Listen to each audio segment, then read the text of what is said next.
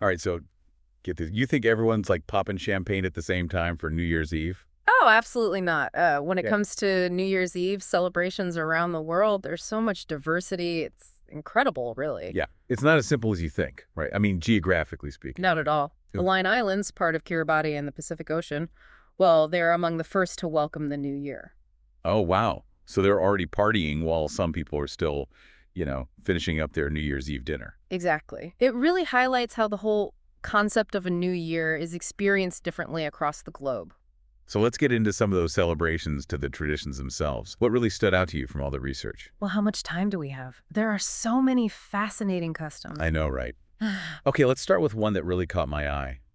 Ecuador. Ecuador.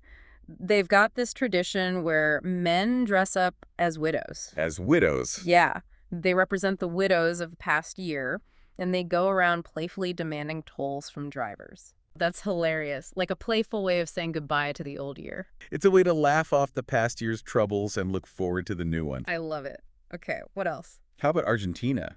They build these giant dolls. They symbolize the old year, and they burn them at midnight. Whoa, hold on. So they just set these giant dolls on fire? It's quite a spectacle. It's all about letting go of the negativity of the past year. Okay, I'm sensing a theme here. A lot of these traditions are about, you know, releasing the old and welcoming the new. Definitely. And it's not just about fire either. In Montevideo, Uruguay, they have this tradition called paper rain. Paper rain? What is that? People throw old calendars and documents out of their windows. Wait, they just toss all this paper out their windows. It creates this incredible cascade of paper raining down from the buildings. It's their way of symbolizing a fresh start. Okay, wow. I'd love to see that, but I hope they're good about cleaning up afterward. I'm sure they are. Yeah. But speaking of dramatic displays, we can't forget about Suriname. What do they do in Suriname? They have this intense competition between businesses. What kind of competition? They compete to see who can import the longest red firecracker ribbon, and then they set them off in a massive display. So it's like a huge firework battle with these super long ribbons. Exactly. It's a dazzling display of lights and sound. Wow. That sounds incredible. Okay, so we've got playful traditions, fiery traditions. What about something a little more introspective? Well, there's always the watch night services. Watch night services. Tell me more.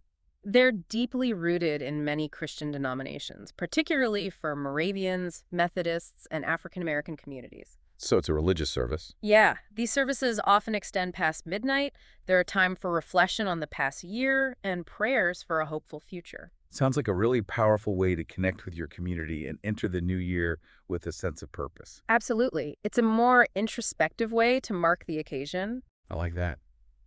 It seems like every culture has found its own way to mark this transition into a new year. It's amazing, isn't it? There's such a wide range of customs, and each one reflects a culture's unique perspective on time, hope, and renewal. Out of all these traditions, is there one that you're particularly drawn to? You know, I'm really fascinated by those traditions that combine the physical and the symbolic, like Argentina's doll burning. It's not just about setting something on fire, it's about releasing the negativity of the past year. Yeah, there's something powerful about taking something physical, and turning it into ashes. Right. It's a visual representation of letting go. Okay, but what about those watch night services? You mentioned they're especially significant for African American communities. Oh, yeah. For a lot of African Americans, watch night services are very much connected to the history of emancipation.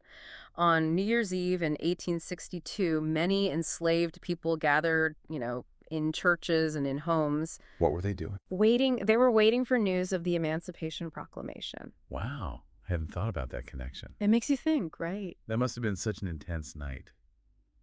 Full of hope, but also a lot of uncertainty waiting for news that would change their lives. It was a night of prayer and song and just unwavering belief. Wow. The new year for them, it went beyond just, a change on the calendar. It represented a whole new era of freedom.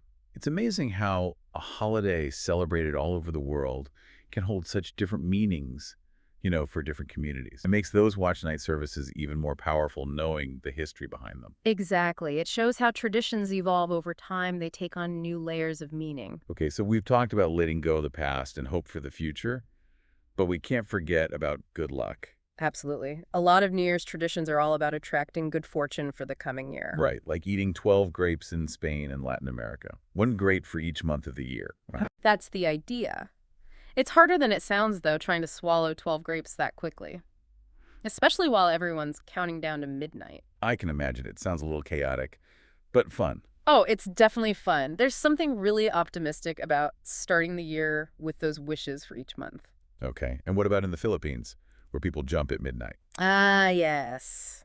The higher you jump, the taller you'll grow. At least that's what they say. It's like a physical representation of growth and progress. Exactly. It's a playful way to express our hopes for the new year. Okay, so we have eating grapes, jumping in the air, Yeah. and then there's first footing in Scotland, whiskey and coal. Can you explain that one? It all comes down to who's the first person to cross the threshold of your home in the new year. So who you let into your house after midnight really matters. It's not just about any random visitor, it's about the first footer. Oh, so the first footer is supposed to bring you good luck. Well, traditionally, it was believed that they could bring good or bad luck, so people were very careful about who they chose as their first footer. Makes sense. So what about the gifts? The whiskey I get, but coal seems a bit strange. The whiskey represents warmth and hospitality. It's like a welcoming gesture for the new year. Okay, that makes sense. But coal. Well, the coal symbolizes the warmth of the hearth and the prosperity that comes with it. So it's a wish for comfort and abundance in the coming year. Okay, so it's not just about the literal coal.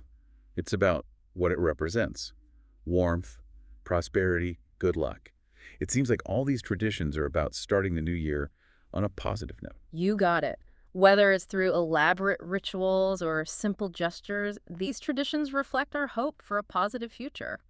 It's interesting how many of these traditions involve other people.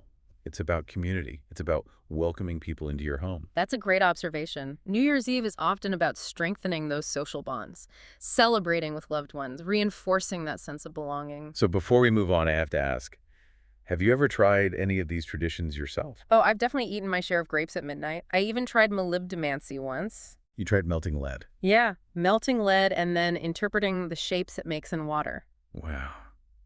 That one's always seemed a bit intimidating to me. What kind of shapes did you get? Honestly, it was a bit of a mess, but it was fun trying something new, you know, and it got everyone laughing trying to figure out what those blobs of lead meant. It sounds like a fun way to ring in the new year, even if the predictions are a bit murky. Exactly. It's a good reminder that these traditions are ultimately about connecting with others and having a good time. Okay, so as we wrap up this part of our conversation, let's shift our focus to something a little more personal. New Year's resolutions. Are you a resolution person? You know, I tend to focus more on setting intentions for the year. It's less about rigid goals and more about identifying, a direction I want to move towards. I like that approach. It takes the pressure off. Less about checking things off a list and more about just cultivating a certain mindset. Yeah, it's about being open to possibilities and embracing the journey. So as we head into our final thoughts, I want to leave our listeners with something to think about. We've seen how cultures around the world celebrate this transition from the old year to the new. But what if you could create your own New Year's Eve tradition? What would that look like for you? What kind of celebration or ritual would feel, the most meaningful? Oh, that's a great question to consider. It really makes you think about what you value and how you want to approach the year ahead. Would it be something solitary, like a quiet moment of reflection? Or maybe a big gathering with all your loved ones? Or maybe you'd take inspiration from some of the traditions we talked about and come up with something completely unique. Right. It's almost like you're creating your own personal tapestry of rituals, taking bits and pieces that resonate with you. Exactly. And it could be something simple, It doesn't have to be complicated, like writing a letter to your future self. Oh, I love that idea. Just outlining your hopes and dreams for the year Yeah. Or maybe something symbolic, like planting a seed. to represent growth and new beginnings. I think the most important thing is that it feels authentic to you, something that allows you to, reflect and let go and embrace those possibilities of a new year. I agree. It's about creating a moment that feels right for you. You know, as we've been exploring all these different traditions, it's really hit me that New Year's Eve, it's more than just a date on the calendar. It's like a global moment of reflection. Yeah, it's something we all share, this experience of moving from one year to the next, no matter where we are or how we celebrate. And even though some traditions might seem a little strange at first, They all come back to this universal desire for a fresh start, for good fortune, for connection with others. It's true. It's a reminder that we're all connected in a way. So as we head into this new year, let's find our own meaningful ways to mark this occasion. Let's be inspired by the traditions we've talked about and maybe even create some of our own. Here's to a new year full of joy, connection, and new beginnings. Happy New Year. Happy New Year, everyone.